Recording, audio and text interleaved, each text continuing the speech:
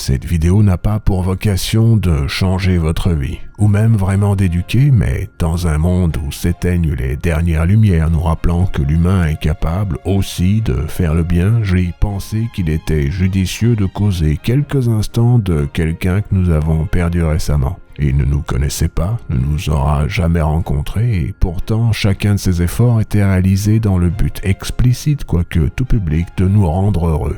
Nous ne causons pas ici de simples divertissements ou même des limites de la culture populaire, mais bien d'un des artistes les plus marquants du XXe siècle. Un homme qui aura uni par ses héros tous les peuples de notre petite terre, Monsieur Toriyama, l'autre Akira. Dans cette vidéo, plus courte qu'elle devrait l'être pour lui rendre hommage, j'aimerais vous rappeler, comme il aimait tant le faire, que la vie est une grande île au trésor. C'est vrai, maintenant, plus que jamais, l'aventure.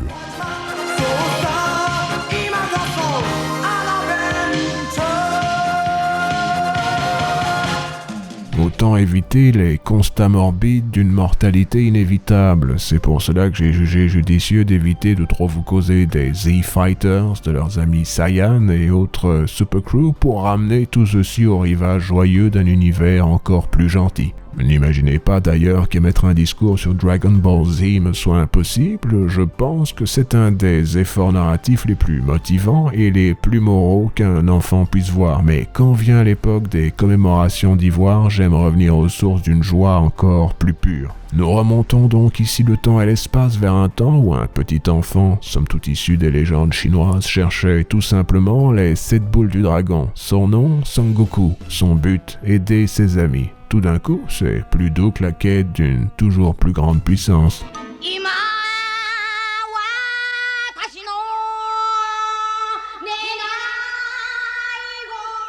Deux mots suffisent pour résumer tout ceci. Makafushigi Adventure, l'aventure mystique. Celle d'un mystère profond. Vous l'aurez compris, au Japon, les génériques sont un art. Ce n'est pas juste la quête finale de cette boule de cristal venue des étoiles ou même la lutte infernale d'une petite fille et d'un enfant animal mais bien l'exploration formative d'un univers dont l'existence même promet de merveilleuses aventures. C'est un espace mental où tout est possible, tout. Chaque rêve pourrait y être exaucé, il suffit de l'explorer. C'est ça, je voudrais pouvoir conquérir toute la... Je voudrais une petite culotte.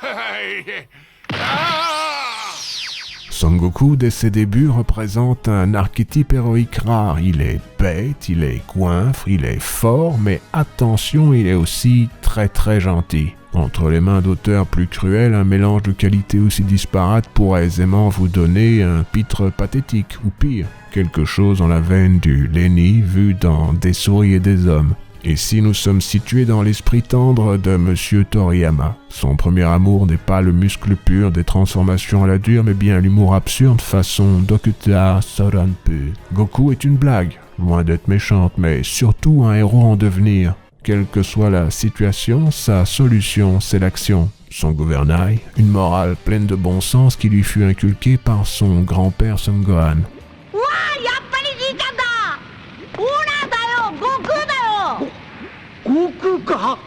Remarquez, comme je l'ai fait, qu'il faudra attendre Dragon Ball Super pour que Goku utilise les pouvoirs mystiques des boules du dragon afin d'exaucer un souhait personnel. Mais il voulait devenir aussi fort qu'un dieu, ce qui pose des questions sur l'éventuelle longévité du concept pour les décennies à venir, mais dans l'époque classique, il n'a pas besoin qu'on lui offre quoi que ce soit. C'est un être simple et même humble qui est heureux de se contenter de peu. Même marié, il vit dans une maison préfabriquée dans l'attente de son prochain repas copieux. Son seul luxe, partir parfois à l'aventure avec ses amis. Il n'a pas besoin d'être maître du monde, juste de le visiter.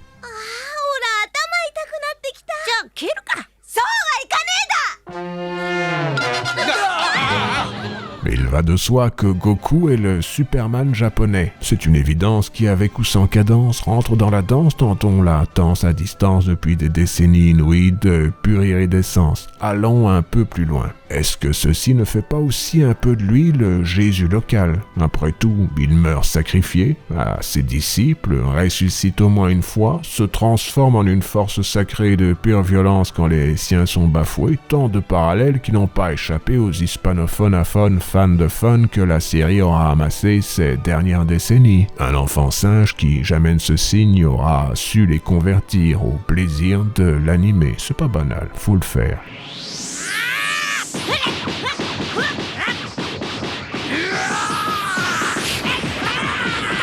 Mais je m'écarte de mon propos. Tout ceci se situe dans un futur que l'on ne saurait à ce stade oser imaginer. J'ai dans l'idée que les 4 films consacrés, encore un terme liturgique, aux aventures du petit Goku tracent à merveille la trajectoire de la série pour les prochaines décennies. Au tout début, l'on recycle avec plaisir les gags du manga pour les illustrer de manière cossue. L'humour a pour l'instant autant d'importance que les combats, quoique ceux-ci soient bien entendu réalisés avec goût par le fleuron de l'anime nippon. Puis au fur et à mesure que le succès se confirme, la baston prend sa place de motivateur majeur de la scénarisation. Et voici un tournoi de plus, certes situé dans un pays exotique où Chao Tzu et Ten Shin Han sont au sommet d'un palais princier. L'on passe sans trop s'en rendre compte d'une comédie d'action inspirée par Jackie Chan au principe des effets très spéciaux, et pour être franc, cette période de l'histoire de l'animation japonaise s'y prête fort bien. Ils avaient pour lors les moyens.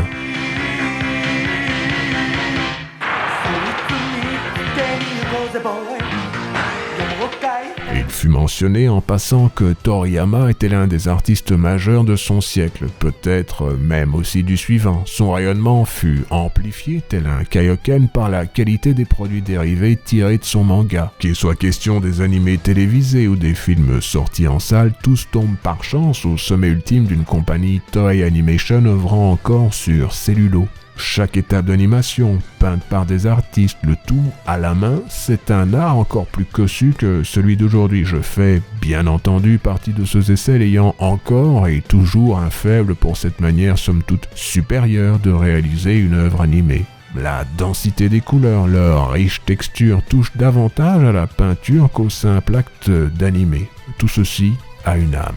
Celle d'artistes ayant sacrifié leur vie pour obtenir pareil résultat. Il n'est d'ailleurs pas anodin de constater que le dernier film Dragon Ball, le 4e, sorti en 96, sera le dernier réalisé de cette manière. C'était en effet la fin d'une époque. En résumé, c'est l'âge d'or d'une discipline qui aura vécu une longue période creuse en passant aux pinceaux digitaux qui a rendu Dragon Ball immortel. Mais il suffit de voir à quoi ressemblent quelques secondes des versions les plus récentes pour constater la différence. Super est un produit qui semble d'ailleurs remplir ses objectifs, tant mieux pour lui, mais est-ce une œuvre d'art? J'ai mes doutes.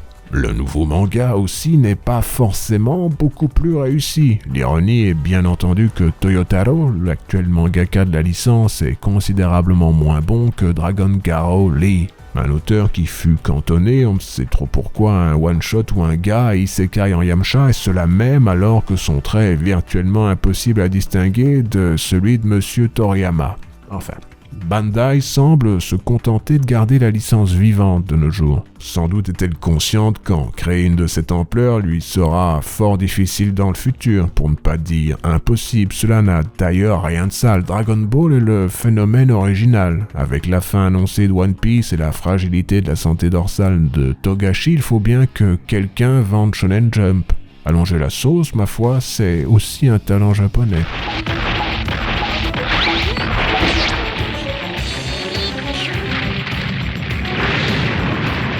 Passé ces constatations, je voudrais que vous gardiez cette idée en tête. Dragon Ball est un petit miracle, un moment sacré où un faisceau de disciplines qui vivaient leur âge d'or de manière simultanée ont installé dans les esprits de la planète entière un concept particulier, peut-être même une esthétique. Pensez-y, c'est grâce à Akira Toriyama que le manga est devenu un phénomène mondial. Sans lui, tout ceci n'aurait probablement pas pris la même ampleur. Chaque mouvement a besoin d'un fer de lance, d'un pionnier dont l'effort artistique rend l'étrange évident. Qui aurait pu penser, ne serait-ce qu'un demi-siècle auparavant, qu'on lirait des bandes dessinées de droite à gauche, mieux, qu'on le ferait pour respecter la nation dont elles étaient issues. C'est un acte de résistance face à l'hégémonie d'une culture mondiale occidentale, une revanche de l'histoire, un pied de nez taquin, un geste méritoire que chacun salue maintenant sans s'en rendre compte.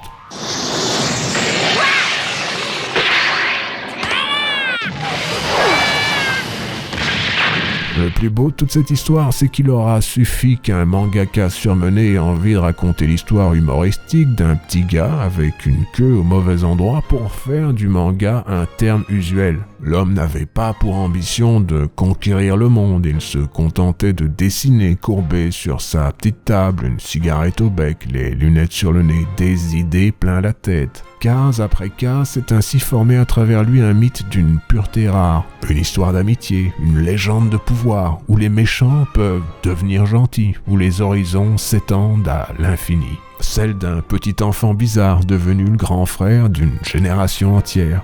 Quand la réalité devient trop terne, vous aussi pouvez ouvrir une fenêtre sur un autre univers, visiter quelques instants l'imaginaire de Monsieur Toriyama. Même aujourd'hui, la vie est une grande île au trésor. Grâce à lui, j'ai plein de rêves multicolores. Il est là.